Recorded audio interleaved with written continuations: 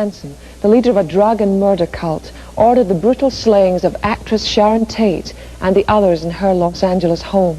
One of Manson's executioners at the time included Charles Tex Watson. After about 2 weeks of taking these drugs and becoming just void of conscience, Manson said, "Hey, I want you to go out and kill these people, to go up to this place and kill everyone that is there." And he gave us the orders, the directions, even though we knew where we were going.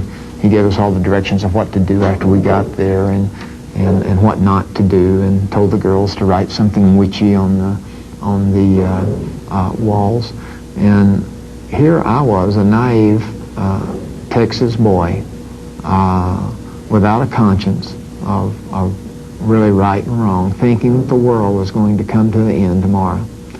And going on this journey over to this house to kill whoever was in the house, not knowing how many people were there, who they were, what they looked like, whether they were men, women, didn't know anything about this. Going to this house very reluctantly. My conscience hadn't completely dwindled down to nothing at that time, but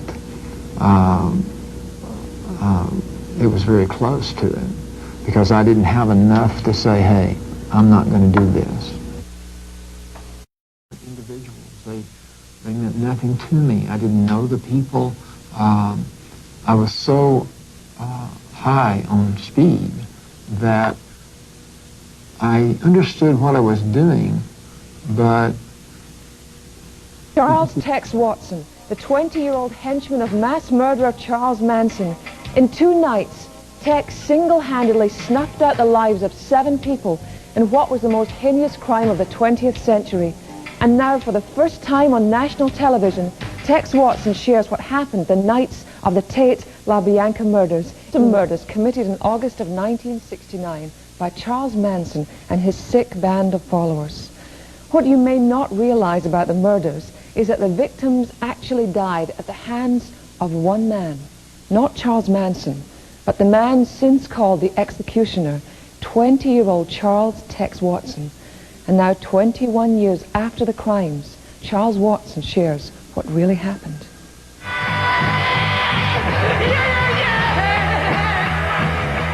August 1969. America reeled from 2 nights of murder, 2 nights of helter-skelter. A young 21-year-old man, along with female accomplices, committed all 7 of the Tate LaBianca murders. Charles Watson. The people at the time of the crimes were just blobs. They weren't individuals. They meant nothing to me. I didn't know the people. I was so high on speed that I understood what I was doing, but it just didn't make any difference anymore. How does a boy from a good family in Texas end up killing 7 innocent people in Hollywood? Charles made 2 fatal mistakes. He got in with Charles Manson and his family and began taking large amounts of speed and hallucinogens. Did you believe Manson was Jesus Christ? Yes, we did. We didn't know if he was Jesus Christ or the devil. We were very confused. We were very mixed up. We were living just for today. For tomorrow we died.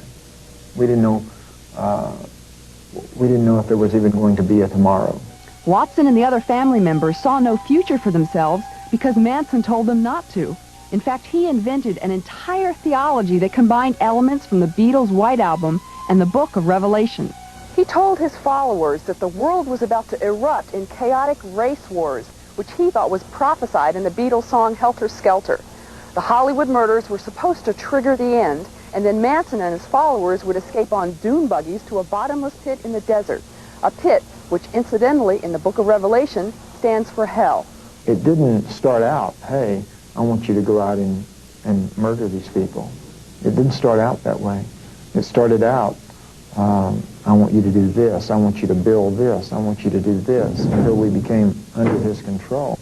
And he did a lot of role-playing and putting a chair in a circle and saying, You know, picture a person in that chair and how you would put fear into them if you were in their living room talking to them. So he prepared us for what was to come. So by the time he issued his orders and his impatience to bring down the chaos, you realized he was serious. I realized he was serious, yes. And even up to the moment, I mean, even up to a week before he asked us to go out and do the murders, there was another family member that had committed murder, and I could not believe it. I just could not believe what this guy had done. And I thought to myself, I said, hey, wow, how could he have done such a thing, you know? And here 2 weeks later, I was doing the same thing, only 7 times worse than he had done. One of the reasons Watson could do what had previously disgusted him was the influence of methamphetamine or speed. It's commonly called the drug of violence and is known to dull the conscience. He had been taking it steadily for 2 weeks. Manson said, hey, I want you to go out and kill these people, to go up to this place and kill everyone that is there. And he gave us the orders, the directions, even though we knew where we were going. He gave us all the directions of what to do after we got there and what not to do, and told the girls to write something witchy on the walls. I didn't think there was going to be any penalty for doing it if I did it. I didn't think that law meant anything anymore. I thought that the world was going to come to the end the next day and that I would never have to pay any consequences for what I did.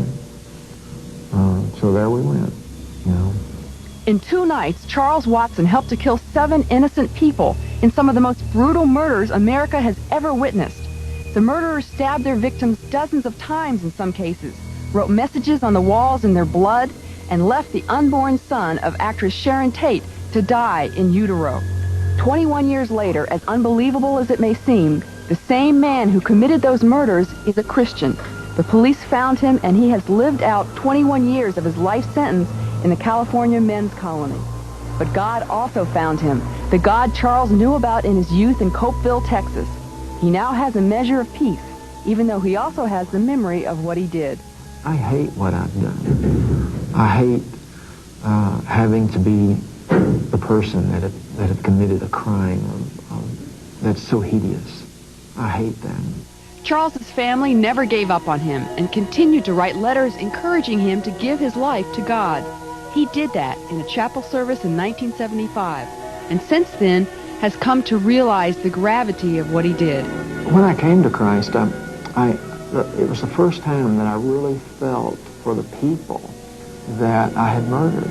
I had read the book Helter Skelter, and I read about some of the parents all getting in bed together and just crying themselves to sleep, and it began to hit me what I had done, but very lightly. A whole new stage of understanding came when a young Christian woman named Susan began to correspond with him and came to visit one day. Then she said, my mother was Rosemary LaBianca. And I just, I just really didn't know how to take that. I said, you're kidding. And she said, no, I'm not kidding. And as I sat there, I just thought to myself, and said, hey, I killed her mother and father, And that was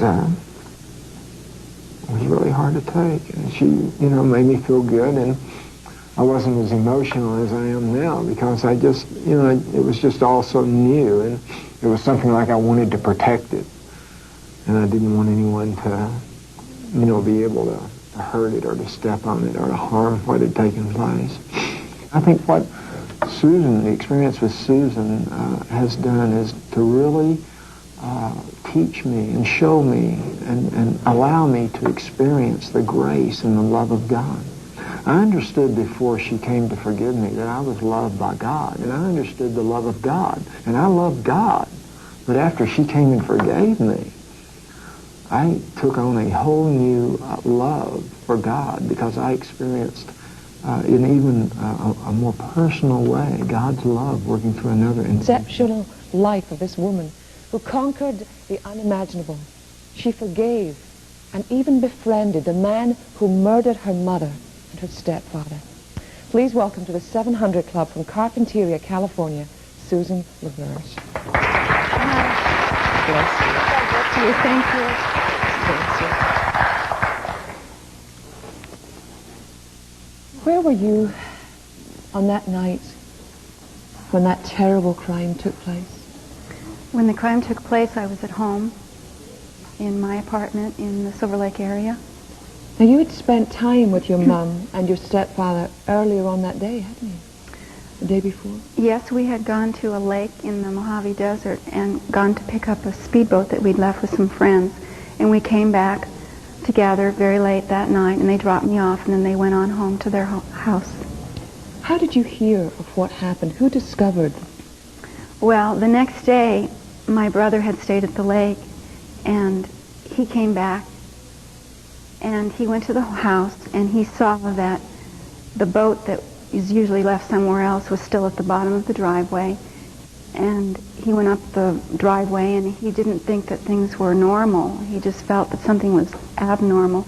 And so he walked about 5 blocks to call me on the telephone and to ask me to come and get him and to go to the home together. So together, he and I and a friend went and discovered my parents dead. Is there any way to describe how you react to such a sickening scene?